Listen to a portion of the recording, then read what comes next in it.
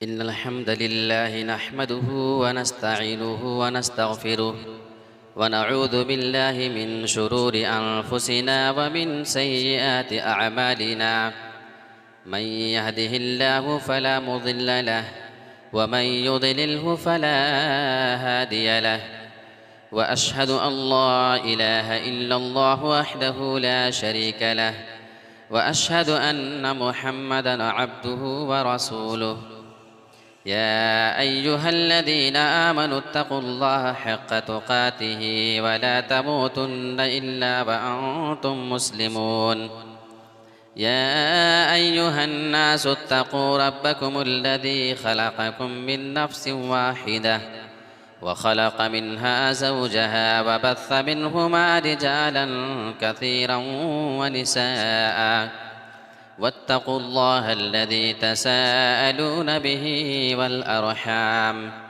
इन्नल्लाह कान अलैकुम रक़ीबा या अय्युहल्लज़ीना आमनु अत्तक़ुल्लाह व क़ूलू क़ौलन सदीदा युस्लिह लकुम अअमालकुम व यग़फ़िर लकुम ज़ुनूबकुम व मन युतिइल्लाह व रसूलहु फ़क़द फ़ाज़ फ़ौज़न अज़ीमा अम्मा बाद फ़इन्न खैरल हदीस किताबुल्लाह व खैरल हदी हदी मुहम्मदिन सल्लल्लाहु अलैहि वसल्लम व शर्रल उमूरि मुहदसातुहा व कुल्ल मुहदसतिन बिदअह व कुल्ल बिदअतिन ज़लालह व कुल्ल ज़लालतिन फिन्नार।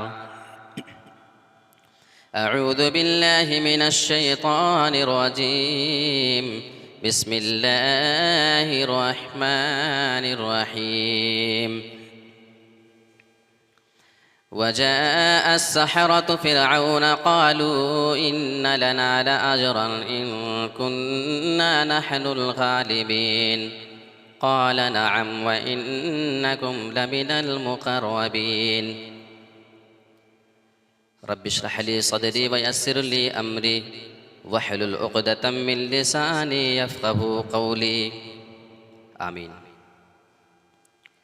मुहतरम सदर मजलिस नाज़िम जलसा, स्टेज पर तशरीफ़ फरमा नहायत ही मुहतरम व मौक़र उलमाए किराम और मेरे सामने बैठे हुए नहायत ही मुअज़्ज़ज़ सामीन किराम,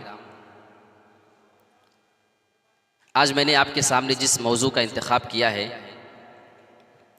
वो मौजू है जुल्म व ज़्यादती और उसका अंजाम। ये मौजूदा ज़माने का एक ऐसा मौजू है कि जिसके ऊपर बात करना ये वक्त की ज़रूरत है।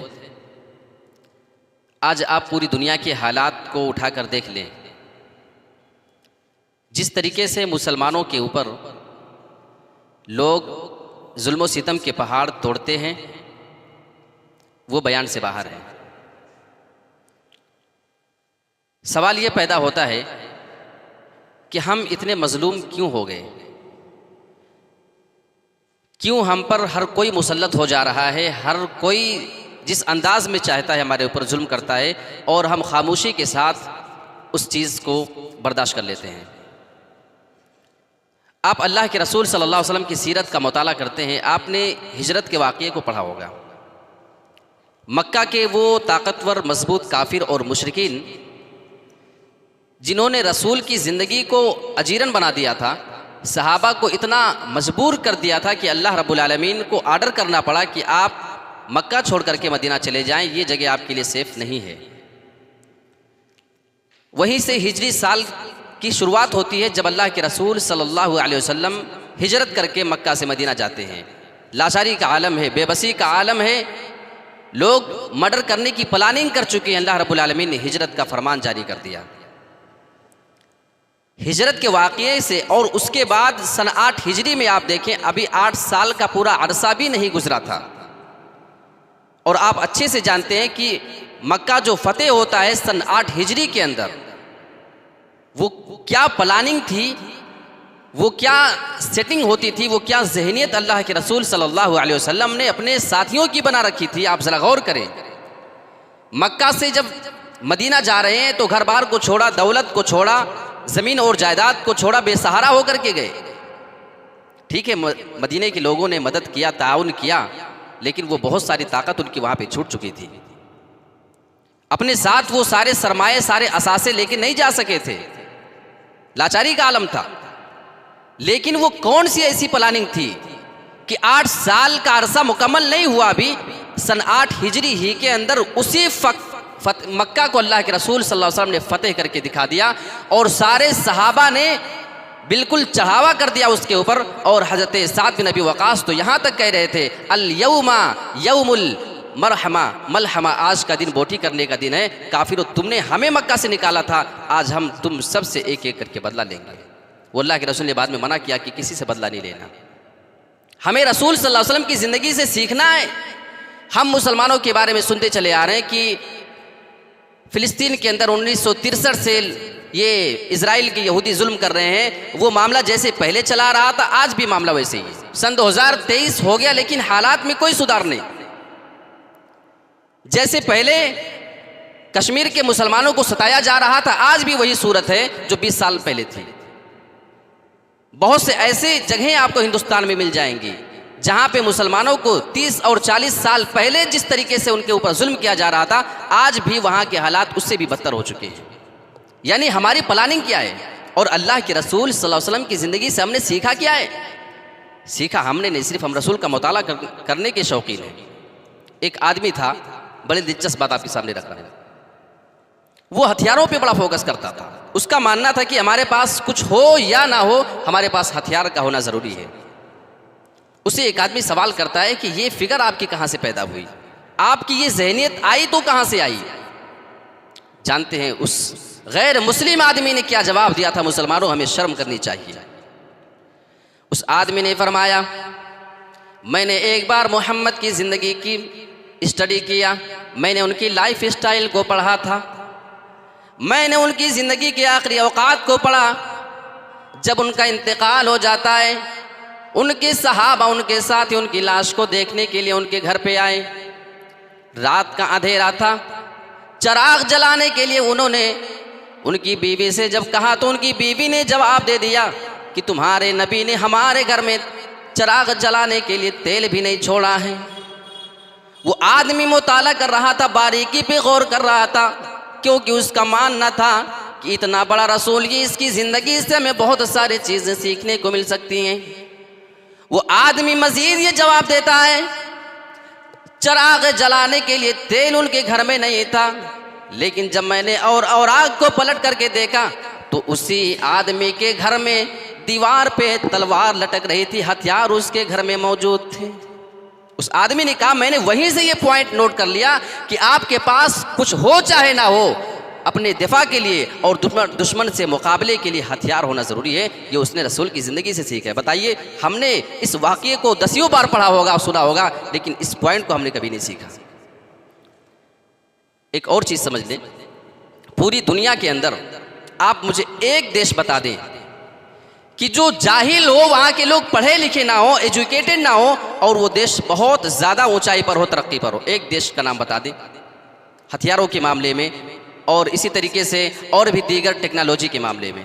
मालूम ये हुआ कि गैरों को आज जो आप देख रहे हैं ना, करोड़ों से भी कम है ये इजराइल के यहूदी, लेकिन उनका पूरी दुनिया पे बोलबाला है। क्यों? अमेरिका को देख लें, क्या तादाद में मुसलमानों से ज़्यादा है? बात ऐसी नहीं है भाई। मुसलमानों की तादाद का तो आलम यह है कि 57 कंट्री सिर्फ मुसलमानों की है, जहाँ पे उनकी हुकूमत, उनकी बादशाह चलती है। और हिंदुस्तान जैसे बहुत से ऐसे मुल्क जहाँ मुसलमान सिर्फ रहते हैं, इसका उसमें शुमार नहीं है। इसको आप काउंट करेंगे तो तादाद और ज़्यादा निकल जाएगी। लेकिन हालत ये है कि आज भी हम उसी तरीके की ग़ुलामी की ज़िंदगी गुजार रहे हैं जिस तरीके से कभी पहले गुजारा करते थे।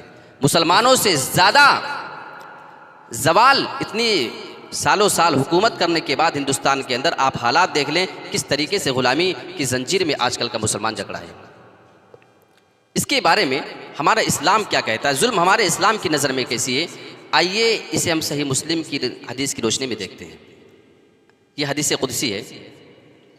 अल्लाह रब्बुल आलमीन इस हदीस के अंदर फरमाता है, या इबादी इन्नी हर्रमतु ज़ुल्म अला नफ्सी वजअलतुहु बैनकुम मुहर्रमन फला तज़ालमू। ऐ मेरे बंदो, मैंने जुल्म को अपने ऊपर हराम कर दिया है। तरतीब देखें अल्लाह की। यहाँ अल्लाह रब्बुल आलमीन का बताना असल मकसद ये नहीं है कि जुल्म को मैंने अपने ऊपर हराम कर दिया है, बल्कि उस चीज़ को अल्लाह रब्बुल आलमीन अपने बंदों पे हराम करना चाह रहा है। वजअलतुहु बैनकुम मुहर्रमा, ऐ मेरे बंदो, मैंने इस जुल्म को तुम्हारे ऊपर भी हराम कर दिया है। फला तज़ालमू, जब ये जुल्म मैंने हराम कर दिया है तो तुम एक दूसरे पे जुल्म ना किया करना, किसी आदमी के ऊपर तुम अत्याचार नहीं कर सकते हो। ये सही मुस्लिम की हदीस कुदसी की रिवायत है। अब इस हदीस को हम ज़रा देखें और अपने समाज और मुआशरे का जायज़ा लें कि जुल्म किस किस अंदाज में हो सकता है। अच्छा, जुल्म जो होता है ना, ये कभी मनसब और इक़्तिदार के नशे में होता है। फ़िरौन का मामला देख लें आप, जादूगरों के ऊपर उसने जो जुल्म किया था वो मामला अल्लाह ने सूरह आराफ के अंदर पूरी तफसील के साथ बयान किया है। और इसमें हमें बहुत बड़े बड़े पॉइंट नज़र आएंगे। अगर आप गौर से कुरान मजीद की इन आयतों का मुताला करें और बारीकी में जाकर के अगर देखें तो आपको बहुत बड़े बड़े नुक्ते इसमें नज़र आएंगे। अल्लाह रब्बुल आलमीन ने शुरुआत यहाँ से उनके बारे में किया है।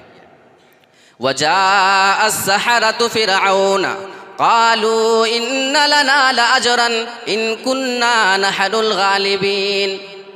हज़रत मूसा अलैहिस्सलातु वस्सलाम से मुकाबले के लिए जादूगर बुलाए गए। जादूगर फ़िरऔन के पास आते हैं।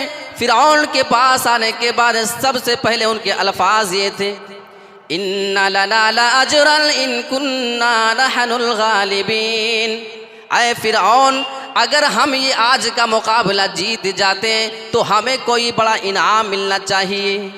अच्छा, जो ताकीद के अल्फाज डबल डबल अल्लाह ने उसमें बयान किया, इन्ना और ला अजरन, इन्ना और लाम ताकीद, यानी डबल ताकीद के साथ उन्होंने कहा कि इनाम लिए बगैर हम नहीं छोड़ेंगे। ये मुकाबला करने का हमारा एक ही मकसद है कि हमें दुनियादारी से मतलब है, हमें कोई बड़ा इनाम चाहिए।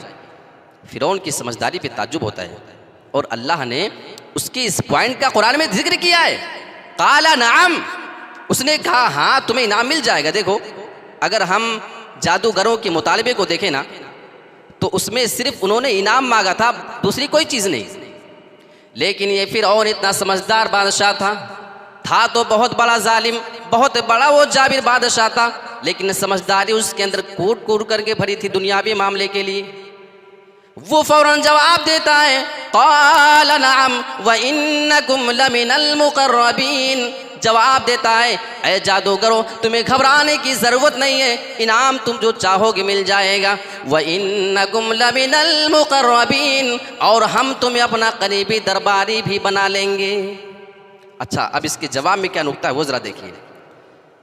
उन्होंने सिर्फ इनाम मांगा था, काला नाम, हाँ इनाम मिल जाएगा, यहाँ इनाम देने का वादा ख़त्म। लेकिन आगे कहता है व इन्नकुम लमिनल मुक़र्रबीन, ऐ जादूगरों, अगर तुम ये मुकाबला जीते तो हम इनाम के साथ साथ दूसरी चीज़ ये दे देंगे कि तुम हमारे करीबी दरबारी बन जाओगे, हमारे नज़दीकी लोग तुम बन जाओगे, हमेशा हमारे साथ रहोगे, तुम्हारी लाइफ के सारे टेंशन ख़त्म हो जाएंगे, तुम्हें फिर किसी चीज़ की फ़िक्र करने की ज़रूरत नहीं होगी। अब सवाल ये पैदा होता है कि उसने ऐसा क्यों कहा, क्यों ये फ़िरऔन ने उन जादूगरों को मज़ीद चीज़ देने का वादा किया था। इसमें हिकमत ये थी कि फ़िरऔन ये समझ रहा था कि अगर किसी को मेहनत से ज़्यादा मजदूरी देने का वादा कर लिया जाए, क्योंकि मामला बहुत बड़ा था, ये मुकाबला बहुत तगड़ा होने वाला था, ये जानता था। वरना अगर उसे मालूम होता कि मूसा के पास थोड़े बहुत मामला थे, 2-4 जादूगरों को बुला के मुकाबला कर देता, नहीं, बहुत दूर दूर से जादूगर बुलाए। आप समझ सकते हैं वो फ़िरऔन की नज़र में कितना बड़ा मुकाबला था। वो समझ गया कि अब इन्हें मज़ीद हम किसी और चीज़ की जब लालच देंगे तो मुकाबले के लिए और ज़्यादा इनके अंदर दिलचस्पी पैदा होती है। एक नुक्ता यहाँ पे आप ये सीख लें कि अगर आपका कोई मजदूर है, ये फ़िरौन से हमें सीखने को मिलता है। देखिए फ़िरौन से भी, वैसे तो अल्लाह के रसूल सल्लल्लाहु अलैहि वसल्लम ने जब इब्लीस की तायद कर दिया तो वो भी हमारे लिए सीख बन गई, नहीं, आयतुल कुर्सी की हदीस है नहीं, वो तो उसी का बताया हुआ है, आज हम उसी पे अमल करते हैं। तो फ़िरऔन से भी हमें ये सीखने को मिलता है कि अगर आपका कोई मजदूर है और आप उसे मजदूरी अगर बढ़ा करके देने का वादा कर लें तो काम वो आपका और अच्छा करके देगा, वो आपका लॉस नहीं जाएगा। ये नुक्ता कुरान बताता है। अच्छा, ये मामला तय हो गया। अब जादूगरों के बारे में अल्लाह फरमाता है कि वो मूसा के पास जाते हैं तो क्या कहते हैं, ये बताने की क्या ज़रूरत थी। अल्लाह बता देता कि मुकाबला हुआ, कौन जीता कौन हारा। लेकिन अल्लाह रब्बुल आलमीन ने जिक्र किया है कि ये जादूगर जाने के बाद क्या कहते हैं, उसमें भी नुक्ता है। क़ालू या मूसा इम्मा अन तुल्क़िया व इम्मा अन नकूना नहनुल मुल्क़ीन। ये जादूगर हज़रत मूसा अलैहिस्सलाम के पास जाते हैं। हज़रत मूसा के पास जाने के बाद वो फ़ौरन हज़रत मूसा से सवाल करते हैं, अय मूसा, पहले तू अपना करतब दिखाएगा, पहले तू डाल करके दिखाएगा जो तुझे पेश करना है। व इम्मा अन नकूना नहनुल मुल्क़ीन, या हम पहले अपना करतब दिखाएं, क्या ख्याल आपका है। अल्लाह ने इस नुक्ते का जिक्र किया। इसका मतलब ये हुआ कि फ़िरऔन के बुलाने पे जो जादूगर आए थे उन्होंने तकब्बुर नहीं किया मूसा के पास जाकर के कि कौन मूसा है, बुलाओ, क्या औकात है, इतने बड़े बड़े हम जादूगर हैं, तुम क्या दिखा सकते हो। ये नहीं, अदब का मामला किया था। मुफस्सिरीन ने लिखा है कि उन्होंने अदब का मामला किया और इसी एहतराम और अदब की वजह से अल्लाह ने उनको बाद में हिदायत नसीब कर दिया था। इसका मतलब ये हुआ कि आपके अंदर कोई टैलेंट है, उसमें तकब्बुर नहीं होना चाहिए, घमंड नहीं आना चाहिए, उसमें आजिज़ी और इंकिसारी आपको और ज़्यादा फ़ायदा दे सकती है, जैसा कि जादूगरों को बाद में ईमान मिल गया था। हज़रत मूसा ने जवाब दिया कि पहले आप दिखा दो, उसके बाद हम पेश करेंगे। उन्होंने रस्सियाँ डाली जो कुछ डालना था और हज़रत मूसा ने अल्लाह के हुक्म से अपनी लाठी को मारा और सारे उनके जो सांप नज़र आ रहे थे लोगों की नज़रों में, सबको निगल गया। ये इतना बड़ा जादू उन्होंने पेश किया था कि सारे लोग दंग हो गए शुरू में। लेकिन जब हज़रत मूसा अलैहिस्सलाम का वो मुअजिज़ा उनके सारे जादू को फेल कर देता है, दरबारी हैरान हैं, फ़िरऔन परेशान है। लेकिन जादूगरों के ऊपर अलग मामला हो रहा था। ये जादूगर अंदर अंदर से परेशान हो रहे थे कि ये मामला क्या हो गया है। अल्लाह रब्बुल आलमीन ने फरमा रहा है, व उल्क़िया अस्सहरतु साजिदीन क़ालू आमन्ना बिरब्बिल आलमीन रब्बि मूसा व हारून। अल्लाह रब्बुल आलमीन ने फरमा रहा है, जब इस मोजज़े को उन्होंने देखा, सारे जादूगर सजदे में गिर पड़े और उनकी ज़बान से ये जुमला निकलता है, आमन्ना बिरब्बिल आलमीन, हम रब्बुल आलमीन पर ईमान लेकर के आते हैं। अच्छा, अगर रब पर ईमान लाने की बात है ना, तो उनका इतना कह देना काफ़ी था कि रब पर ईमान ले आए, रब्बुल आलमीन पर। लेकिन उन्होंने इतने पे इक्तिफा नहीं किया, आगे कहा कि रब्बी मूसा व हारून, उस रब पर ईमान लाते हैं, उस रब का हमने सजदा किया है जो मूसा और हारून का भी रब है। ये अलग से कहने की क्या ज़रूरत है, मालूम है कुरान मजीद में कोई चीज़ इजाफी नहीं है। वो इसलिए कि देखो, रब तो वो दरबारी जो फ़िरौन के थे, वो फ़िरौन को भी रब मानते थे, नहीं उसको लोग रब मानते थे और वो भी अपने आप को रब कहता था। कुरान ने उसके अल्फाज रिकॉर्ड किए, क़ाला अना रब्बुकुमुल आला, मैं तुम्हारा सबसे बड़ा रब हूँ। होगा तुम्हारा कोई रब, लेकिन मैं तुम्हारा उससे भी बड़ा रब हूँ। ये अपने आप को रब कहलवाता था और लोग उसको रब मानते थे। तो अगर हज़रत मूसा अलैहिस्सलाम पर ईमान लाने के बाद वो जादूगर सिर्फ इतना कह देते कि रब्बुल आलमीन पर ईमान लाए, तो लोगों को ये डाउट हो सकता था कि अच्छा, ये तो सजदा उसी रब का कर रहे हैं जिनका हम लोग करते हैं, यानी फ़िरऔन का। इसलिए इससे मालूम होता है कि कोई आदमी जब बात करे तो डाउटफुल बात नहीं होनी चाहिए, बात क्लियर करो, बात वाज़ेह होनी चाहिए। ये जादूगरों का जवाब बताता है।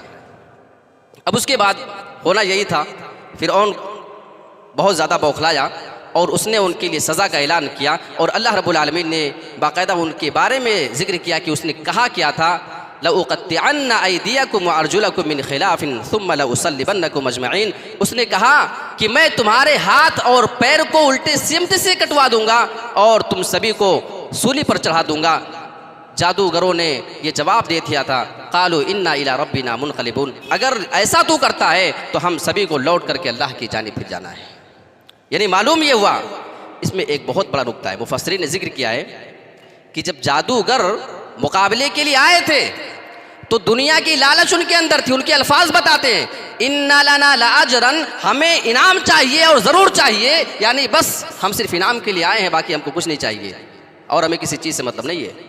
लेकिन जब ईमान आ गया अंदर, अल्लाह रब्बुल आलमीन पर ईमान जब उनके अंदर आ गया, उसके बाद फ़िरऔन कह रहा है कि अभी अगर तुम किसी बहकावे में आ गए हो, गलत फहमी हो गई है तो बाज आ जाओ, वरना हाथ पैर उल्टे कटवा करके खजूर की सूली पे चढ़ा देंगे। तो जानते हैं उन्होंने कहा, अगर तू मार देगा, इन्ना इला रब्बिना मुनक़लिबून, हमें तो लौट कर अल्लाह ही की जानिब जाना है। इसका मतलब ये हुआ कि जब वो मुकाबले के लिए आए थे तो दुनिया की लालच लेकर के आए थे, उन्हें दुनिया की मोहब्बत लेकर के आई थी। लेकिन जब ईमान उनके दिल में बैठ जाता है तो अब उनको अपनी जान से भी मोहब्बत ना रही। ये होता है अल्लाह पर ईमान।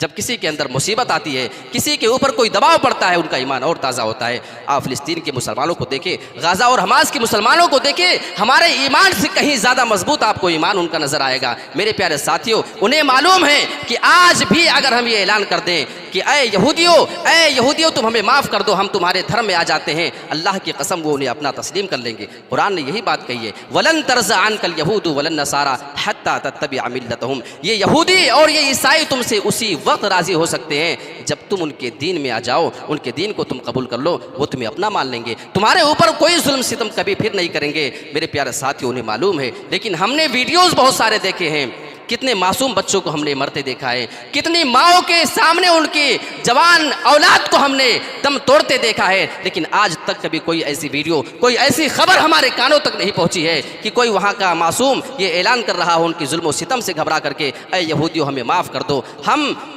अगर मुसलमान हैं, हमारा ये जुर्म है तुम्हारे नज़दीक, तो हम तुम्हारे दीन में आ जाते हैं। आज तक ऐसा कोई पेश नहीं कर सकता है कि किसी भी फ़िलिस्तीन के मुसलमानों की जानिब से ऐसी कोई बात रखी गई हो, क्योंकि मुसीबत जब आती है तो वो उनके ईमान को और मजबूत कर देती है। ये दौर फ़िरऔन के ज़माने से लेकर के, नमरूद के ज़माने से लेकर के, अबू जहल और अबू लहब के ज़माने से लेकर के आज भी वो चीज़ मौजूद है कि जब इस्लाम के ख़िलाफ़ तुम कोई बगावत करोगे तो इस्लाम अंदर से और जोश मारता है, ईमान हमारा और मजबूत हो जाता है। अगर जुल्म सितम की बात की जाए और हमारे रसूल के ऊपर होने वाले जुल्म का तज़किरा ना हो तो बात अधूरी रह जाती है। आज हम मुसलमान थोड़े से जुल्म की वजह से घबरा जाते हैं। आप अल्लाह के रसूल सल्लल्लाहु अलैहि वसल्लम की ज़िंदगी का मुताला करें, आप देखें कि रसूल के ऊपर किस किस तरीके से जुल्म सितम के पहाड़ तोड़े जा रहे हैं। आजकल दावत का काम कितना आसान हो गया, नहीं? आपने प्रोग्राम रचाया बसाया, सारी चीज़ आप सजा देते हैं, माइक स्टेज आपका है, आकर के तकरीर करके चले जाना है, और आने जाने में जो दुश्वारी आप उसको बर्दाश्त कर लेंगे। कितना आसान हो गया दावत का काम। वो दौर याद करो, 1450 साल पहले का ज़माना। अल्लाह के रसूल सल्लल्लाहु अलैहि वसल्लम को वही मक्का के लोग सबसे ज़्यादा अमीन और सादिक माना करते थे। उनकी नज़रों में मोहम्मद रसूलुल्लाह से ज़्यादा नेक आदमी कोई ना हुआ करता था। लेकिन जब वो इस्लाम का प्रचार करने लगते हैं और खाने काबा के पास नमाज पढ़ रहे हैं तो उक़बा बिन अबी मुईत आता है, अपनी चादर को रसूलुल्लाह के गले में डाल करके खींचता है और इतना ज़ोर से उसको कसता है कि जान के लाले पड़े हुए हैं। हज़रत अबू बकर सिद्दीक़ आकर के उसको हटाते हैं। और अल्लाह के रसूल जनाब मोहम्मद रसूलुल्लाह के मामले को आप देखें, ये काफिर तो कभी कभी आपको पागल और मजनू कहा करते थे। ये बाकायदा प्लानिंग किया करते थे कि मोहम्मद रसूलुल्लाह की दावत को कैसे रोका जाए। कभी आपको शायर कहा करते थे, कभी मजनू और पागल दीवाना वो आपको कह करके पुकारा करते थे। इससे भी उनको सुकून नहीं मिलता था। अल्लाह के रसूल के घर के सामने रात में जा करके वो कांटे डाल दिया करते थे, दरवाजे पे कांटे बिछा दिया करते थे, ताकि जब सुबह को मोहम्मद और उसके बच्चे निकलेंगे उनके पैर में कांटे चुभ जाएंगे। मेरे प्यारे साथियों, रसूलुल्लाह के ऊपर तो ऐसे ऐसे जुल्म और सितम के पहाड़ तोड़े जा चुके हैं। और शायद ये दास्तान हमारे उन फ़िलिस्तीन के मुसलमानों को भी मालूम है कि इस्लाम लाने की वजह से हर दौर में मुसीबत का सामना करना पड़ा है। हमारे रसूल को तो जान से मारने की भी प्लानिंग की गई थी। मेरे प्यारे साथियों, रसूल के घरों में जब खाने बन करके रहा करते थे, सहन के अंदर यही काफिर कूड़े और गंदगी उस खाने के अंदर ले जा करके डाल दिया करते थे। यानी आपकी जान का भी हमला है, आपकी इज्जत के ऊपर भी खिलवाड़ किया जाएगा, हर तरीके से आपको इस्लाम के खिलाफ आजमाया जाएगा। ये सारे मुसलमानों को मालूम होना चाहिए। अल्लाह के रसूल की ज़िंदगी का एक वाक़या बयान करता हूँ। वो वाक़या आपने कई बार सुना होगा, लेकिन उससे मैं एक पॉइंट आपको बताना चाह रहा हूँ जो हम मुसलमानों को सीखना चाहिए। ताइफ के वाक़ये को आपने कितनी बार देखा होगा। अल्लाह के रसूल सल्लल्लाहु अलैहि वसल्लम उनको दावत देने के लिए जाते हैं।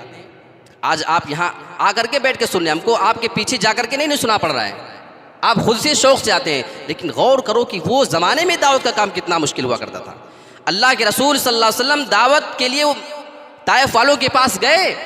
अच्छा, नहीं मानना है ना मानो, इतने पे इक्तिफा नहीं कर रहे, पीछे से बदमाशों को लगा दिया पत्थर दे करके। अब वो अल्लाह के रसूल को दौड़ा दौड़ा करके मार रहे हैं।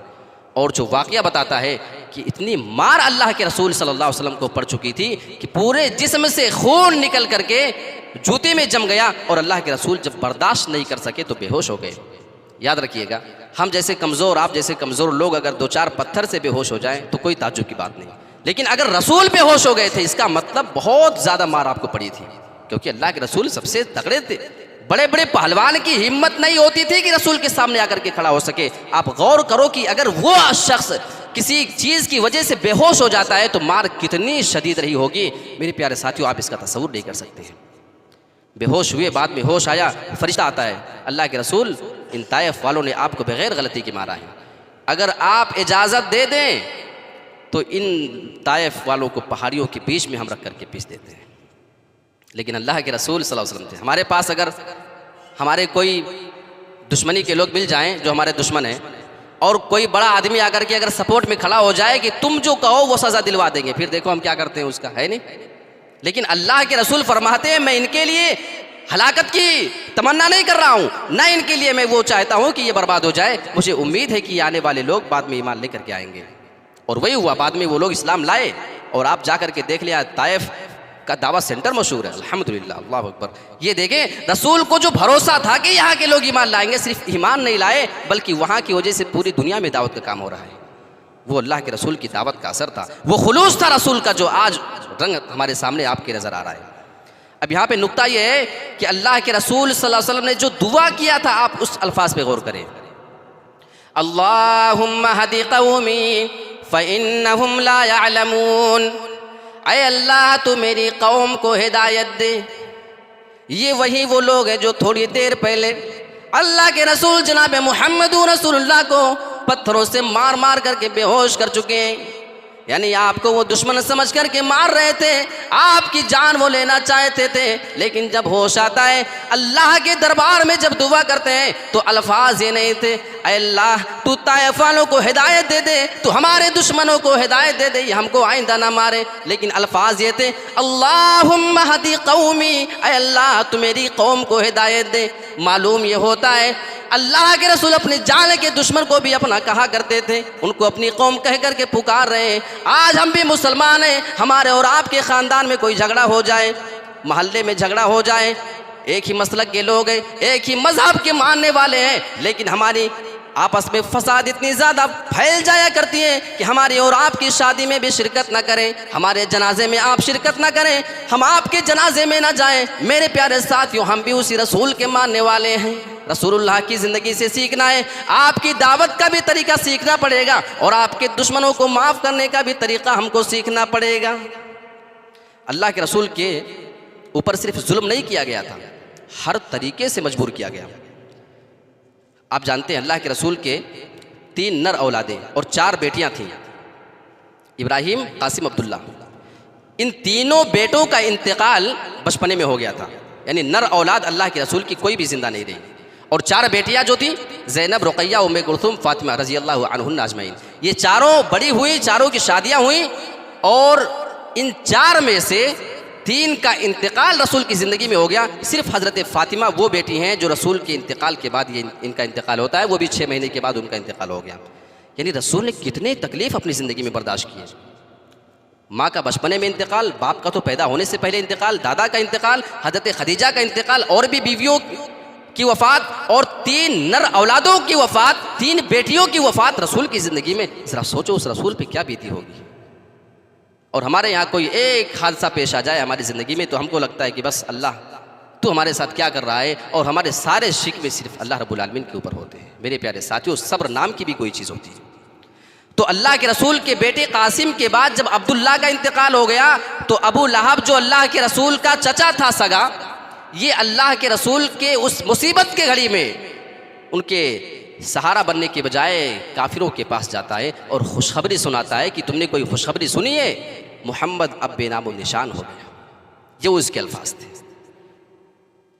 इससे भी ज़्यादा उसको जब इत्मीनान नहीं हुआ तो अल्लाह के रसूल जब नबूवत के बाद जब दावत का काम करने लगे तो उससे पहले जो अल्लाह के रसूल की बेटियों की शादी हुई थी अबू लहब के 2 बेटे उतबा और उतैबा से, ये अपने बेटों को अपने पास बुलाता है और एक साथ उन 2 बेटियों को तलाक दिलवा देता है। बहुत जिगर की बात है। एक आदमी से पूछो, तुम्हारी 2 बेटियों का एक साथ अगर तलाक हो जाए सिर्फ इस बात की बिना पे कि तू इस्लाम का प्रचार क्यों करता है, सोचो उस आदमी के लिए कितने बड़े इम्तिहान का मौका होगा। सुनना बहुत आसान है, लेकिन वो आदमी महसूस कर सकता है जिसकी 2-2 जवान बेटियों का तलाक सिर्फ इस बेस पर हो जाए कि तुम इस्लाम का प्रचार करना बंद कर दो। इससे एक बात ये भी समझ में आती है कि ज़रूरी ये नहीं है कि अगर किसी औरत का तलाक हुआ है, किसी लड़की का तलाक हुआ है, तो कमी उस लड़की में है, ये सामने वाले की शरारत भी तो हो सकती है मेरे प्यारे साथियों। वरना रसूल की बेटियों को भी तो तलाक हुआ है, रसूल की कितनी बीवियों को भी तो तलाक हुआ था। अल्लाह के रसूल ने उनसे शादियाँ की, फिर क्या करेंगे आप अल्लाह के रसूल की बीवियों और बेटियों के बारे में? ये जहनीत आप छोड़ दें कि अच्छा तलाक हो गया हो, फिर तो हो गई मनहूस, उसके 2-2 शौहर का इंतकाल, फिर तो वो मनहूस है, अब उससे कोई शादी नहीं करेगा। ये शरीयत है। अल्लाह के रसूल की कितनी ऐसी बीवियाँ हैं जिनके 2-2 शौहर का इंतकाल, 3-3 शौहर का इंतकाल, किसी के तलाक हो गई, अल्लाह के रसूल ने उनसे शादी किया। और हज़रत आयशा रज़ी अल्लाह ताला अन्हा को छोड़ दे तो उनके अलावा सारी बीवियाँ या तो मुतल्लक़ा थी या बेवा थीं। फिर आप अल्लाह के रसूल की बीवियों के बारे में क्या सोचेंगे? तो किसी औरत को तलाक हो जाना ये उसके गलत होने की दलील क़तअन नहीं है। ये हमारे और आपके नज़दीक आज वो चीज़ गलत साबित हो रही है। तो अल्लाह के रसूल सल्लल्लाहु अलैहि वसल्लम के साथ जो जुल्म व सितम का मामला हुआ उसकी थोड़ी सी झलक मैंने आपके सामने रखी है। अच्छा, ये जुल्म व सितम जैसा कि मैंने आपको बताया कि इक़्तिदार की बिना पे हो सकता है, तो माल और दौलत किसी का छीनना, लूटना, खाना इस वजह से भी हो सकता है। और अल्लाह रब्बुल आलमीन ने बाकायदा कुरान मजीद के अंदर इसकी जानिब इशारा किया है, वला ताकुलू अमवालकुम बैनकुम बिल बातिल, तुम एक दूसरे का माल बातिल तौर पे ना खाया करो। ये बाकायदा अल्लाह रब्बुल आलमीन ने हम मुसलमानों को हिदायत दी है, लेकिन इस मामले में हम मुसलमान बड़े कोताह नज़र आते हैं। अच्छा, अगर कोई आदमी जालिम है, जाबिर है, तो उसका बदला अगर दुनिया में ना मिल सके तो क़यामत के दिन अल्लाह रब्बुल आलमीन ने उसको रेडी रखा है। आप कुरान मजीद की आयतें देखें, कुरान के ऊपर हमारा ईमान है, पढ़ते हैं, समझते हैं, लेकिन हमें बस वो किस्सा कहानी जैसी मालूम होती है। यानी हमारे अंदर वो ईमान जो होना चाहिए था, वो ईमान हमारे अंदर से ख़त्म है। अल्लाह रब्बुल आलमीन ने फरमाया, वनज़उल मवाज़ीनल क़िस्त लियौमिल क़ियामह, क़यामत के दिन मीज़ान को हम इंसाफ के साथ कायम करेंगे। फला तुज़लमु नफ्सुन शैआ, जब क़यामत के दिन अल्लाह रब्बुल आलमीन इंसाफ करने पे आएगा, किसी भी आदमी के ऊपर ज़र्रा बराबर भी जुल्म नहीं किया जाएगा। हमारे यहाँ तो जुल्म की बहुत सारी शक्लें हो जाती हैं। आपने किसी की ज़मीन पे थोड़ा सा कब्ज़ा किया है, आपने बगैर किसी गलती की किसी को मारा है, थोड़ी सी आपकी कोई कमी और कोताही हो जाती है, हालांकि वो है जुल्म, लेकिन हमारी और आपकी नज़र में वो जुल्म नज़र ही नहीं आता है। हम आप ये सोचें, अगर हमने किसी थोड़ी सी ज़मीन के ऊपर कब्ज़ा किया है, हमने कभी किसी को थोड़ा सा सताया है, किसी को थोड़ा सा मारा है, तो क्या अल्लाह क़यामत के दिन इसका भी बदला दिलवाएगा? अल्लाह रब्बुल आलमीन ने कुरान मजीद के अंदर इसको भी वाज़ेह कर दिया है, व इन कान मिस्क़ाल हब्बतिन मिन खरदलिन अतैना बिहा। ऐ लोगों, क़यामत के दिन हिसाब और इंसाफ का तो मामला ये होगा, अगर राई के दाने के बराबर भी तुम कोई अमल करके आओगे, राई के बराबर अगर तुम्हारी नेकी है या कोई भी तुम्हारा गुनाह हमारे पास आएगा, मिस्क़ाल हब्बतिन मिन खरदलिन अतैना बिहा, हम उस काम को भी तुम्हारे सामने हाजिर करके रखेंगे।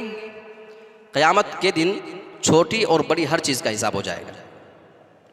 अच्छा, कभी कभी हम किसी के ऊपर जुल्म कर रहे होते हैं ना, उस जुल्म से हम रुकना तो चाहते हैं, हम सोचते हैं कि लाओ इसकी वो चीज़ वापस कर दे, गौर से सुनिएगा, लेकिन हमें ये डर नहीं वापस करने देता है कि लोग फिर क्या कहेंगे। देखो, जैसे कि किसी ने किसी की ज़मीन पे कब्ज़ा किया है, वो समझ में उसको आ गया कि भाई गलत बात है, कुरान हदीस सब इसके ख़िलाफ़ है, बहुत बुरी सज़ा इसकी है, तो लाओ वापस कर दिया जाए। अब उस बंदे को ये सोच मारे डालती है कि लोग क्या कहेंगे। लोग कहेंगे, हाँ देखो, हम तो पहले से कह रहे थे कि ये जो है हड़प करके रखा हुआ है ज़मीन, हम तो पहले से समझ रहे थे कि ये जालिम है। लोग क्या कहेंगे ये सोच उस इंसान को सीधे रास्ते पर नहीं आने देती है। लोग क्या कहेंगे इसकी क्या हैसियत है, अल्लाह के रसूल सल्लल्लाहु अलैहि वसल्लम की ज़िंदगी का मामला उठा करके देखें। एक मरतबा अल्लाह के रसूल सल्लल्लाहु अलैहि वसल्लम ने हज़रत बिलाल को हुक्म दिया कि बिलाल, लोगों को मस्जिद में जमा होने का हुक्म दे दो। थोड़ी देर के अंदर जैसे हज़रत बिलाल का ऐलान होता है, सारे लोग मस्जिद के अंदर फुल हो गए। देखते ही देखते अल्लाह के रसूल जनाब मोहम्मद रसूलुल्लाह खड़े होते हैं और अपने तमाम साथियों के सामने ये ऐलान करते हैं, आज मैंने तुम्हें यहाँ पे एक बहुत बड़े मकसद के लिए बुलाया हुआ है, और बुलाने का मकसद ये है, मैंने तुम्हारे दरमियान एक लंबी मुद्दत गुजारी है। अगर मेरी ज़िंदगी में भूल चूक से किसी आदमी का लेन देन का कोई मामला रह गया हो, किसी को मैंने मारा हो, किसी आदमी को अगर मेरी ज़ात से तकलीफ पहुंच गई हो तो वो आज अपने मामले को बयान कर दे और मैं चाहता हूं कि उस आदमी का बदला दुनिया में दे दिया जाए। जैसे रसूल का ऐलान करना था, सारे सहाबा रोने लगते हैं कि अल्लाह के रसूल अचानक ऐसी बातें क्यों करने लगे।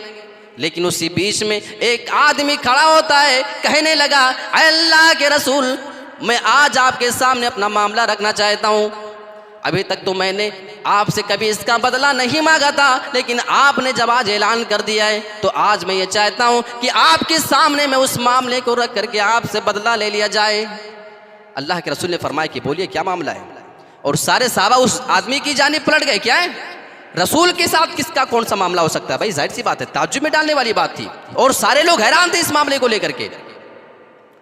उस आदमी ने कहा, अल्लाह के रसूल, एक मर्तबा आप सफ़ों को दुरुस्त कर रहे थे, सफ़ों को सीधा करते करते आपके हाथ में जो छड़ी या दुर्रा था, जो कोड़ा, वो मेरी पीठ पे लग गया था, मुझे तकलीफ पहुंची थी और मैं चाहता हूं कि आपसे उसका बदला ले लिया जाए ताकि क़यामत के दिन आपको इसके बारे में कोई सवाल जवाब आपसे ना किया जाए। अल्लाह के रसूल ने फरमाया, बिल्कुल सही कह रहे हो। अल्लाह के रसूल ने कोड़ा मंगाया और उस आदमी के हवाले उस कोड़े को किया। उस आदमी ने कहा, अल्लाह के रसूल, ये कैसा इंसाफ है? अल्लाह के रसूल ने फरमाया, भाई कोड़ा तुम्हारे हाथ में है और मुजरिम तुम्हारे सामने में मौजूद हूँ, कोड़े से मार करके बदला ले लो, इंसाफ हो जाएगा। कहने लगा, अल्लाह के रसूल, जिस वक्त आपका कोड़ा मेरी पीठ पर लगा था उस वक्त मैंने अपने ऊपर कोई कमीज नहीं डाली थी, मेरे जिस्म के ऊपर चादर नहीं थी, मैं नंगी पीठ था जब आपका वो कोड़ा मेरी पीठ पर लगा था। आप भी अपनी चादर उतार दें और मैं चाहता हूँ कि आपकी नंगी पीठ पर मार करके बदला ले लिया जाए ताकि क़यामत के दिन इंसाफ न लेना पड़े। अल्लाह के रसूल जब उस आदमी की इस बात को सुनते हैं, अपने जिस्म की कमीज और चादर को भी उतार करके साइन कर देते हैं और सारे सहाबा ज़ारो कतार रो रहे थे कि आज एक मामूली आदमी जनाब मुहम्मद रसूलुल्लाह को, इमामुल अंबिया को कोड़े से मार करके बदला लेने जा रहा है, वो भी भरे मजमे के अंदर। अल्लाह के रसूल की इज्जत का तो जनाजा निकल जाएगा। मेरे प्यारे साथियों, सहाबा ये सोच करके आंसू बहा रहे थे, लेकिन अल्लाह के रसूल को इसकी कोई फिक्र ही नहीं थी कि लोग क्या कहेंगे। हालांकि आपको मालूम था, मेरे ऊपर अगर ये आदमी आज कोड़े बरसा दिया तो रहती दुनिया तक के लिए, क़यामत तक के लिए लोग इस वाक़ये को याद रखेंगे कि एक मामूली सा आदमी जनाब मुहम्मद रसूलुल्लाह को नंगी पीठ में कोड़े मारा था, उनसे बदला ले लिया था। अल्लाह के रसूल ने अपनी कमीज़ को उतार करके साइड कर दिया और उस आदमी को बुलाया कि आओ अपना बदला ले लो। वो आदमी कोड़ा लहराते हुए आता है, रसूल के पास वो जब पहुंचता है और रसूल के पास पहुंचने के बाद अपने कोड़े को ज़मीन पर पटकता है, कहने लगा, अल्लाह के रसूल, मेरी क्या मजाल कि मैं आपको कोड़े से मारने जाऊं, मैंने तो एक प्लानिंग कर लिया जैसे आपने ऐलान किया था। पूरी ज़िंदगी में तरसता रहा कि आपकी पीठ मुबारक को चूमने का मौका मिल जाए, मुझे ये मौका कभी नहीं मिला, लेकिन आज मेरे पास मौका था। जैसे आपने ऐलान किया, मैंने फ़ौरन ये तरतीब अपने जहन में बना ली कि आज आपकी नंगी पीठ मुबारक को चूमने का बेहतरीन मौका है और ये मैंने पूरी प्लानिंग किया हुआ था। लेकिन अल्लाह के रसूल को ये उसकी प्लानिंग के बारे में आइडिया नहीं था। अल्लाह के रसूल ने सिर्फ कमीज़ इस मकसद से उतारी थी कि उस आदमी को इंसाफ मिल सके।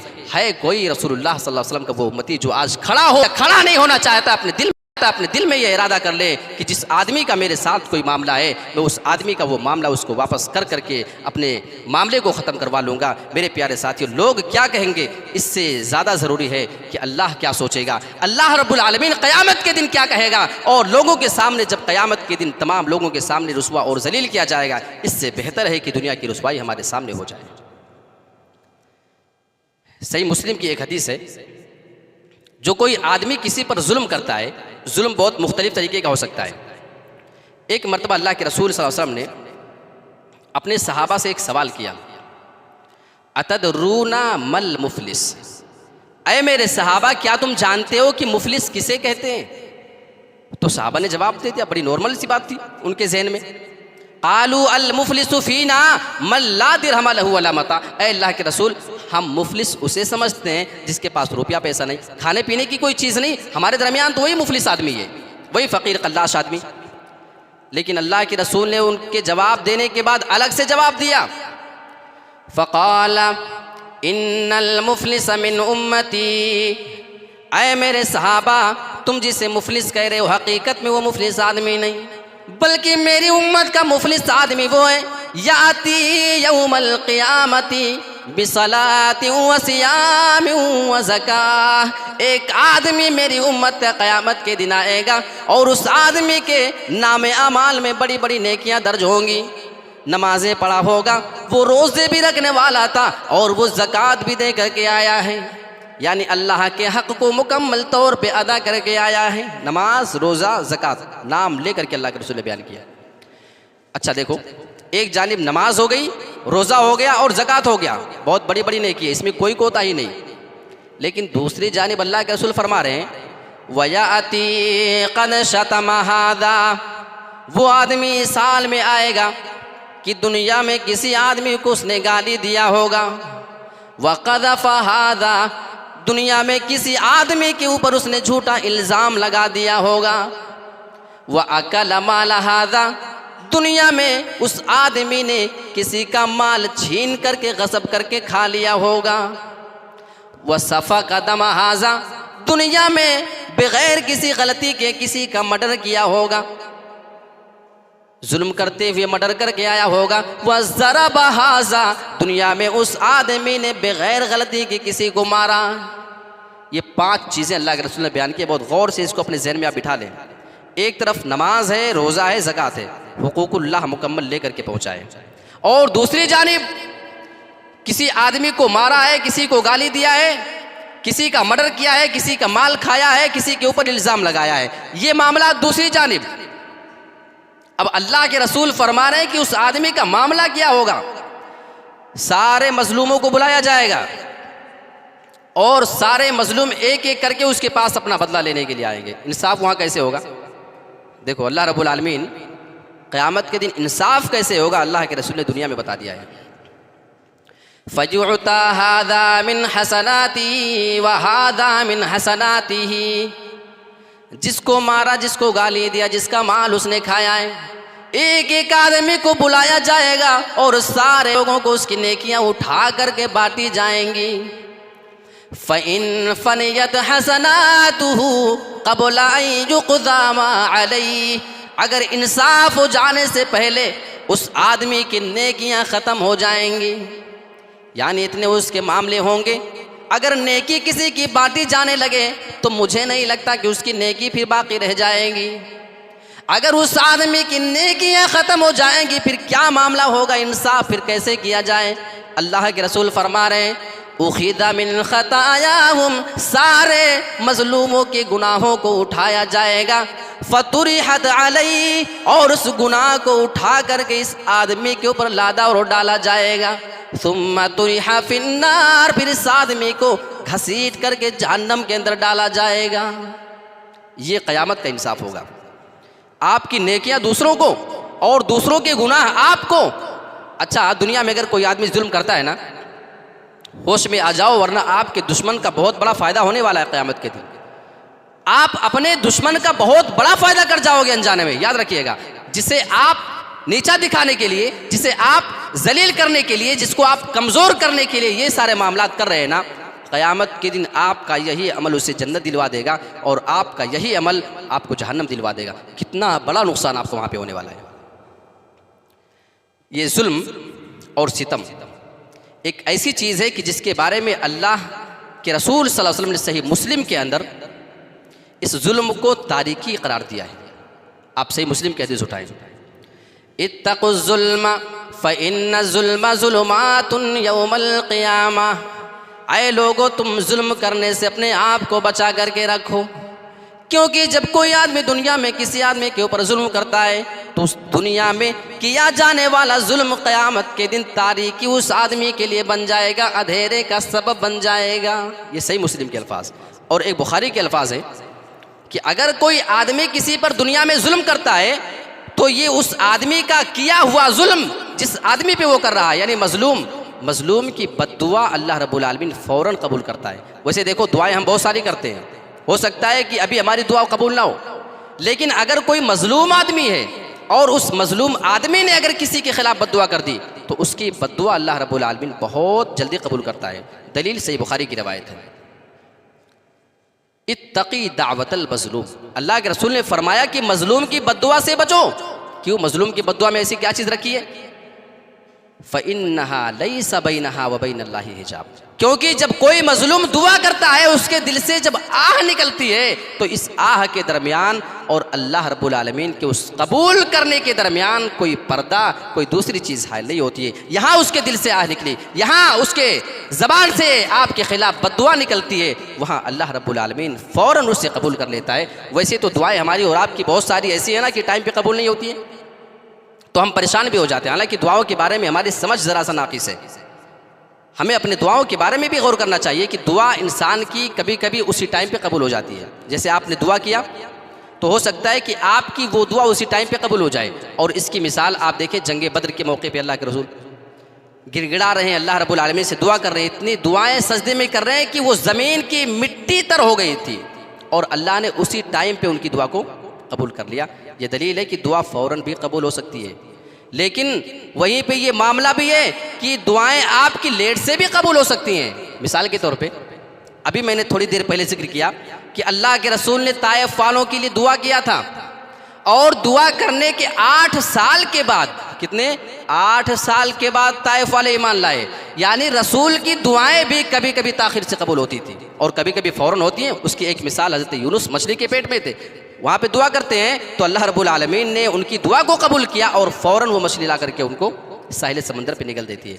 तो दुआ आपकी फ़ौरन भी कबूल हो सकती है, उसमें ताख़ीर भी हो सकती है। इसमें इंसान को परेशान नहीं होना चाहिए। अच्छा, इसके बारे में उलमा ने बड़ी इल्मी बातें की हैं, आप ज़रा गौर से समझिए। आपकी दुआ या तो दुनिया में फ़ौरन कबूल हो जाएगी, जिस तरीके से मैंने अभी हवाला दिया कि अल्लाह के रसूल की दुआ जंग बद्र के मौके पे कबूल हुई और हज़रत यूनुस अलैहिस्सलाम की दुआ कबूल हुई टाइम पे।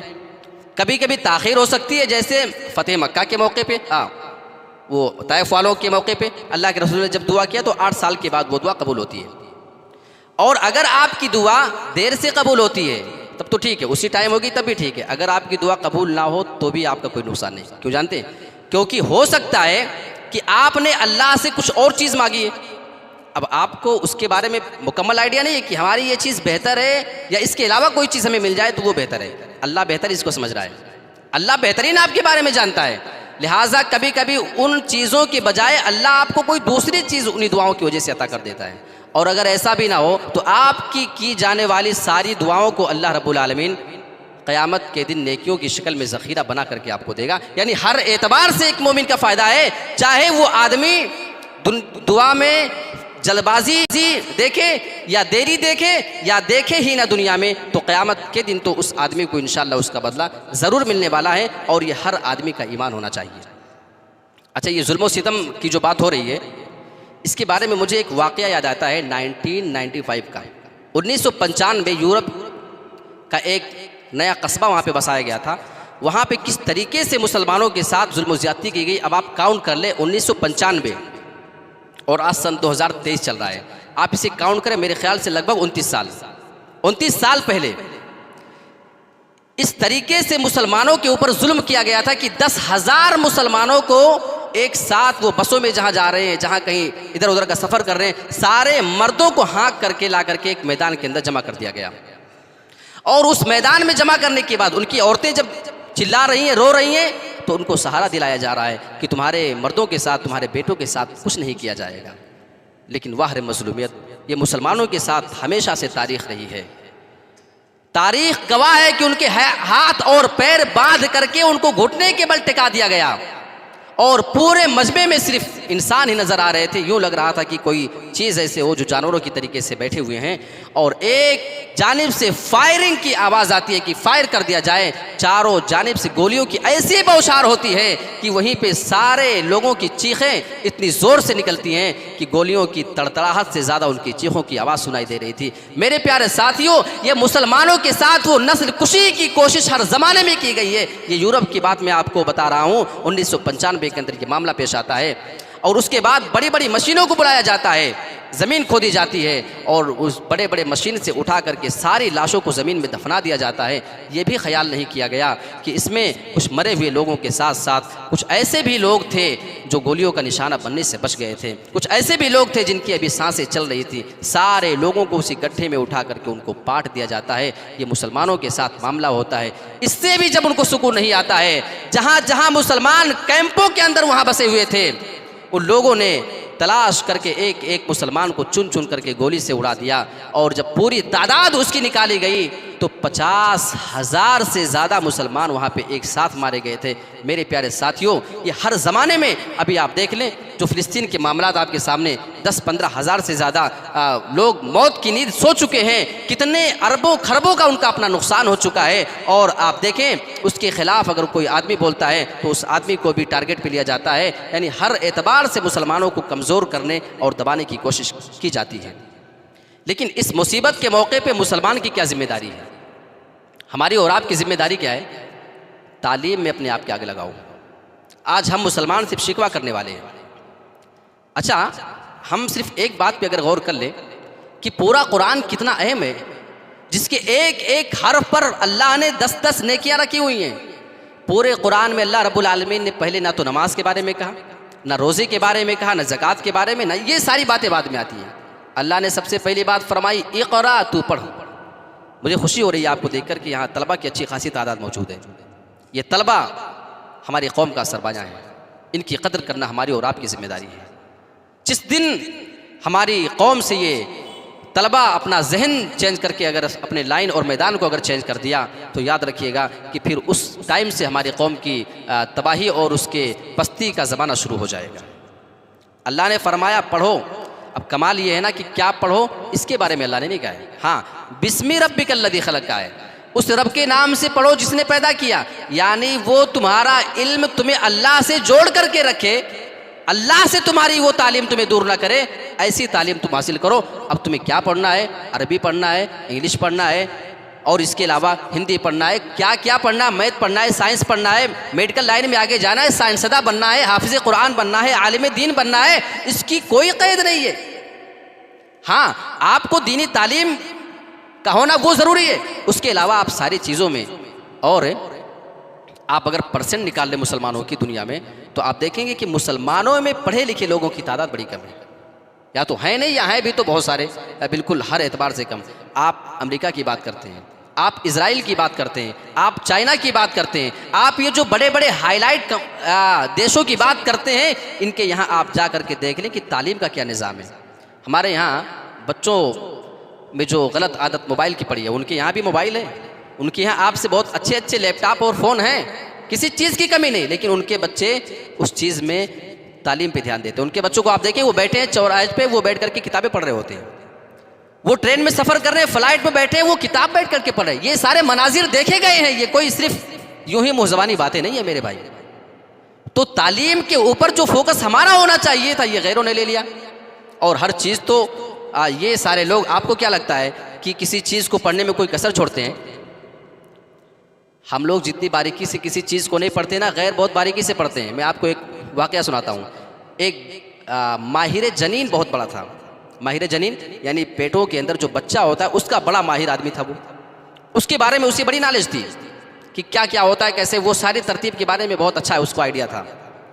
उसने एक बार कुरान मजीद को पढ़ा जिसमें अल्लाह रब्बुल आलमीन ने बच्चों की तरतीब के बारे में बताया है। और इस आयत को भी आप गौर से सुनिएगा, वो तरतीब, इसमें आपको बहुत इल्मी बातें नज़र आएंगी। चूँकि यहाँ पढ़े लिखे उलमा की ज़्यादा तादाद है, इसलिए मैं ये पॉइंट रख रहा हूँ।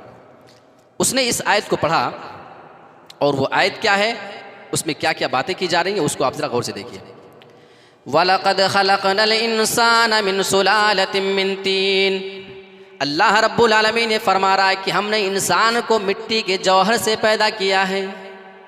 ये कुरान में अल्लाह रब्बुल आलमीन ने इंसान की पैदाइश का ज़रिया क्या बताया उसको। इंसान को हमने मिट्टी के जौहर से पैदा किया है। सुम्मा जअलनाहु नुतफ़तन फ़ी क़रारिम मकीन। फिर हमने उसे नुतफ़ा बना करके सेफ और महफूज जगह में रख दिया था। महफूज जगह, फ़ी क़रार मकीन, इससे मुराद वो रहम मादर है, माँ के पेट में वो बच्चा दानी है जहाँ पे बेटा पूरे 9 महीने तक गुजार करके दुनिया में अपनी ज़िंदगी गुजार रहा होता है। फ़ी क़रार मकीन, अल्लाह ने उसे बिल्कुल सेफ जगह करार दिया है। दुनिया में कोई ऐसा आदमी नहीं जो वहाँ से ना गुजरा हो।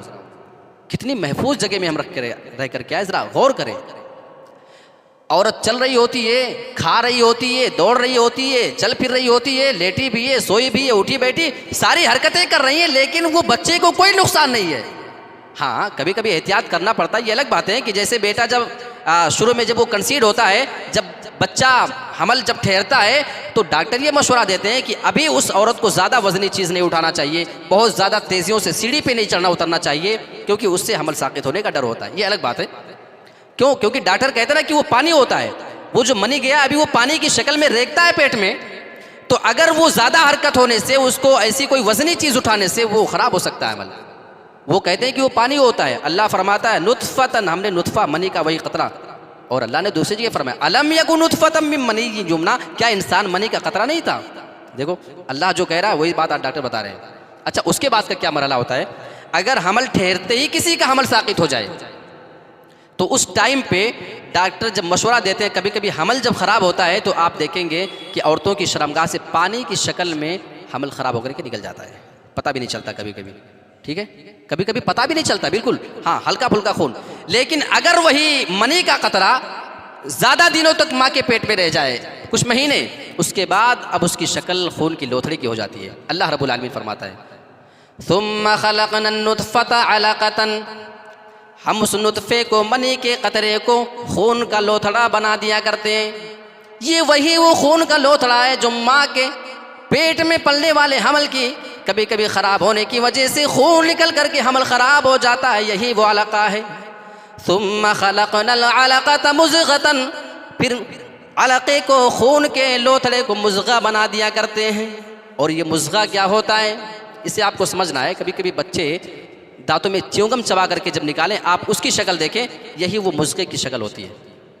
वो दांत में चबाया हुआ च्युइंगम जो आप निकालें, वो शक्ल जो है वो मुज़ग़े की शक्ल है। अल्लाह फरमाता है कि खून के लोथड़े के बाद हम मुज़ग़ा बना देते हैं, और मुज़ग़े के बाद सुम्मा खलक़नल मुज़ग़ता इज़ामन, फिर मुज़ग़े के बाद हम उसमें हड्डियाँ पहना दिया करते हैं। ये सारी तरतीब अल्लाह रब्बुल आलमीन ने कुरान मजीद में 1450 साल पहले बयान कर दिया है। और ये हड्डियाँ हमारे और आपके अंदर कितनी ज़्यादा कारगर हैं। अगर अल्लाह रब्बुल आलमीन हमारे जिस्म में कोई हड्डी ना बनाए, कभी कभी बच्चा ऐसा होता है उसकी कमर की हड्डी से ठीक नहीं है, पीठ की हड्डी, उसकी रीढ़ की हड्डी में कोई प्रॉब्लम हो जाए, वो बच्चा पूरी ज़िंदगी अपने पैरों पे खड़े होकर के नहीं चल सकता है। हम यहाँ बैठे हैं, हमारी हड्डियों की देन है। आप अपने पैरों के बल बैठे हैं, अपने कमर के बल बैठे हुए हैं, ये आपकी हड्डियों की देन है। आपकी हड्डी तोड़ दी जाए, आपको मैं ऐसे बोल के बताऊँ, ये मैंने उंगली खड़ी किया हुआ है, ये सिर्फ हड्डियों का कमाल है। अगर मेरी उंगली को आप ऐसे हड्डी ऐसे तोड़ दें, अब मैं अपनी हड्डी को, अपनी उंगली ऐसे उठा नहीं सकता हूँ। ये उंगली जो मेरी खड़ी है ना, ये सिर्फ इसी हड्डी का कमाल है। अल्लाह फरमा रहा है कि हमने मुज़ग़े के बाद उसमें हड्डी पहना दिया। अच्छा, हड्डी पहनाने के बाद अगर बच्चा सिर्फ हड्डी की शक्ल में पैदा हो जाए तो आप देख कर डर जाएंगे। नहीं, कभी कभी कब्र खोदते हुए जो हड्डी दिख जाए तो कितनी हैबत मालूम होती है ना, हालांकि वो इंसान की है। अल्लाह फरमा रहा है सुम्मा खलक फकसौनल इज़ाम लहमा, फिर उस हड्डी के ऊपर हम गोश्त चढ़ा देते हैं। अच्छा, गोश्त कितना चढ़ाना है, कैसे चढ़ाना है? अगर अल्लाह रब्बुल आलमीन थोड़ी सी तरतीब किसी किसी की ख़राब कर देता है जानबूझ करके अल्लाह, जैसे कभी देखें किसी के यहाँ बहुत ज़्यादा गोश्त बड़े होते हैं, नहीं देखा आपने, किसी की आंखों के पास ऐसे गोश्त बहुत बड़े हुए हैं, अब वो इसका इलाज कराते रहो तुम बरसों तक, वो जल्दी सही नहीं होता है। तो गोश्त जो अल्लाह ने पहनाए ना हड्डी के ऊपर, वो भी एक सेटिंग और तरतीब के एतबार से, ऐसे नहीं कि जहाँ जैसे हो जाए। आपकी उंगलियां पतली है, वहाँ पे गोश्त उसी के एतबार से है। आपके आंखों के पास जो हड्डी है, गाल के पास हड्डी है, इधर हड्डी है, जो वहाँ अल्लाह ने गोश्त लगाया उसी मिकदार में लगाया है जो आपको देखने में अच्छी मालूम होती है। अल्लाह अकबर, ये अल्लाह फरमा रहा है।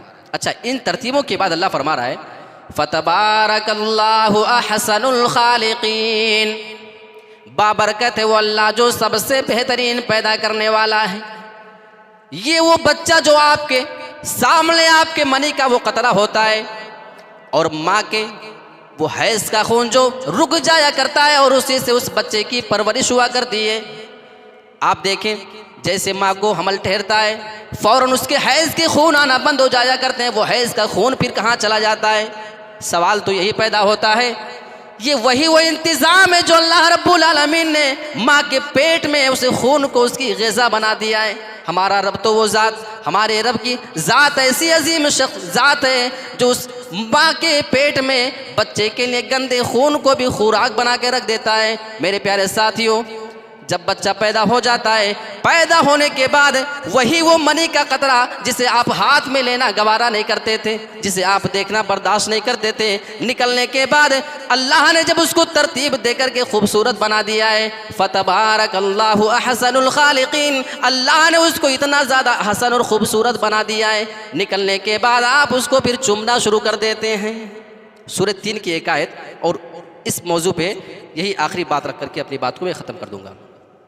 अल्लाह रब्बुल आलमीन ने सूरह 3 में इंसान की तख्लीक के बारे में बात की है। लक़द खलक़नल इंसान फ़ी अहसनि तक़वीम, हमने इंसान को बेहतरीन ढांचे के अंदर पैदा किया है। ये बेहतरीन ढांचा क्या है? आइए ज़रा इस पर थोड़ी सी बात कर ली जाए। आप अपने पूरे जिस्म को छोड़ दें, सिर्फ आपका जो फेस है, चेहरा, इसी पे आप गौर कर लें। कभी आईने के सामने खड़े हो जाएं आप, और आप देखें कि अल्लाह ने कैसे बेहतरीन ढांचे में आपको पैदा किया। एक मिनट के लिए आप ज़रा सोच के देख लेना बस। आपकी आँख कहाँ पे है? आपकी नाक कहाँ है? आपके दांत कहाँ हैं? ज़बान कहाँ है? होंठ कहाँ है? और आपके हाथों की सेटिंग कहाँ है? बस आपको एक लुकमा खाना खाना हो, प्लेट सामने रख लो, आपके हाथों की सेटिंग अल्लाह ने ऐसी बनाई है ना, आप खड़े होकर के हाथ में लेकर खाओगे तब भी वैसे सेटिंग के साथ जाएगा, और टेबल पे रख करके ले जाओगे तब भी हाथ उसी एतबार से आपके मुंह पे और प्लेट तक जाएगा। ये सेटिंग देखो। खाना खाने के लिए सबसे पहले चीज़ की जो ज़रूरत पड़ती है, हमें ये देखना पड़ता है कि खाने के अंदर कोई गंदगी तो नहीं पड़ गई है, कोई उसमें पत्थर और ऐसी चीज़ तो नहीं पड़ गई जो हमारे दांत को तोड़ करके रख दे। सबसे पहले देखने की ज़रूरत है। अल्लाह ने हमारे सामने उसी आँख को बना दिया है, सामने प्लेट में जैसे आप खाना निकाल कर रखे रखते हैं, आपकी आँख उसे देख करके बता दिया करती है कि इसमें कोई नुकसान वाली चीज़ है, आप उसे उठा करके फिर फेंक दिया करते हैं। अब इस तरतीब के बाद आगे का मरहला, उसको सूखने की बात आती है कि खाना कहीं सड़ा हुआ तो नहीं। आप होटल में जाएंगे, कभी ऐसे दूर दराज के इलाके में चले जाएं, आपको एतबार ही नहीं होता कि खाना कहीं सड़ा हुआ नहीं हो, आपको सूखना पड़ता है। मैं आपसे ये सवाल करना चाहता हूँ कि क्या उसको अलग से आप सूखने जाते हैं? मेरे प्यारे साथियों, उसकी ज़रूरत ही नहीं पड़ती है। आप खाना अपने मुंह के पास लेकर के जाना चाहते हैं, पहले नाक उसको सूख करके बता दिया करती है कि खाने में ख़राबी है, इसके अंदर सड़न आ चुकी है, खाने को रिजेक्ट कर दिया जाए। ये नाक की सेटिंग अल्लाह ने ऐसी बनाई है। यही वो बेहतरीन तरतीब है जिसका जिक्र अल्लाह ने कुरान मजीद के अंदर किया है। अब आपको खाना चबाने की ज़रूरत है, उसको मिक्स करने के लिए ज़बान की ज़रूरत है। कहीं खाना चबाते हुए आपके मुंह से गिर ना जाए, लुक़मा ना गिर जाए, आपके हिफाजत के लिए अल्लाह ने यहाँ पे 2 होंठ को भी बना दिया है। होंठ का जहाँ पे काम आपको खूबसूरती अता करना है, मेरे प्यारे साथियों, उसका एक काम है ये भी है कि आपका चबाया हुआ जो लुक़मा उसको पीस रही है, ज़बान मिला रही है। वो खाना अगर होंठ किसी आदमी के ना हो तो खाना उसके मुंह से बाहर आ जाया करेगा और आपके सारे कपड़े ख़राब हो जाएंगे। मेरे प्यारे साथियों, अल्लाह ने हमारे और आपके होंठ इसी काम के लिए भी बनाया है। ये सेटिंग अल्लाह की है। चबाया, सब कुछ मामला हुआ, अब उसको पेट के अंदर लेना है ना, वहीं अल्लाह ने ऐसी नली बनाई है, होते होते आपके पेट में आराम से पहुंच जाएगा। आपको कुछ नहीं करना पड़ता है। 1 मिनट के लिए आप ऐसे गौर करो कि अगर आपकी आंख अल्लाह ने यहाँ पीठ पे बनाई होती और दांत आपके घुटने में होते हैं, और उसके बाद नाक आपकी अल्लाह रब्बुल आलमीन ने कहीं इधर बगल में बना दी होती, एक लुकमा खाने के लिए ना आपको अपने कपड़े उतारने पड़ते हैं। पहले आप उसको आँख को दिखा करके आते हो, देख लो ज़रा, ठीक है कुछ, हाँ ओके ओके ठीक है। अब दांत से चबवा के लाओ घुटने में, उसके बाद उसको नाक में सुंघवा के लाओ बगल में, अब उसके बाद मुंह में डालो, फिर दुनिया की मशक्क़त। मेरे प्यारे साथियों, एक लुकमा खाना अजीरन हो जाता, घंटों लग जाते उसमें हमें और आपको। किसी के सामने कोई खाना नहीं खा पाता फिर, और यहाँ तो बैठ के एक साथ दावत उड़ा लेते हो, नहीं 5 मिनट के अंदर खा पी के फिनिश।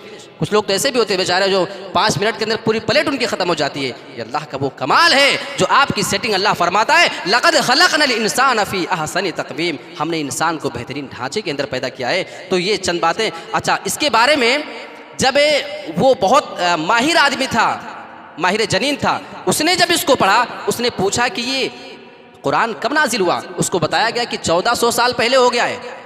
उसने कहा कि फिर मोहम्मद को ये बातें उस टाइम पे किसने बताई थी, जो आज बिल्कुल रिसर्च के मुताबिक अल्ट्रासाउंड और सोनोग्राफी और इन सब के मुताबिक जब हम देखते हैं तो बच्चा ऐसे ऐसे ही बनता है। कभी ऐसा नहीं होता है कि गोश्त आ जाए, फिर हड्डी आए, फिर खून, फिर मनी का खतरा। ऐसी तरतीब कभी बदल नहीं सकती है। मेरे प्यारे साथियों, इन सारी चीज़ों को पढ़ने के बाद गैर भी एतराफ़ करने पे मजबूर हो जाते हैं। ये अलग बात कि ईमान लाए ना लाए। ये चंद बातें मैंने आपके सामने कुरान और हदीस की रोशनी में रखने की कोशिश की है। और अल्लाह रब्बुल आलमीन से हम दुआ करते हैं कि परवरदिगार हमारे दानिश भाई ने अपने नए घर की तामीर की खुशी में ये जो प्रोग्राम रचाया और बसाया, उनका एक नेक मकसद है कि हमारे इसकी शुरुआत अल्लाह रब्बुल आलमीन के तरफ लोगों को बुलाने में हो। और यहाँ उन्होंने बेहतरीन इंतज़ाम आपके लिए किया है। अभी इसके बाद शेख अब्दुल गफ़ार सलफ़ी हफ़िज़हुल्लाह भी तकरीबन तशरीफ़ लाने ही वाले हैं। अल्लाह रब्बुल आलमीन हम तमाम लोगों को कही गई बातों पर अमल पैरा होने की तौफ़ीक़ अता फ़रमाए। आमीन व आखिरु दअवाना अनिल हम्दुलिल्लाहि रब्बिल आलमीन। वस्सलामु अलैकुम व रहमतुल्लाहि व बरकातुहू।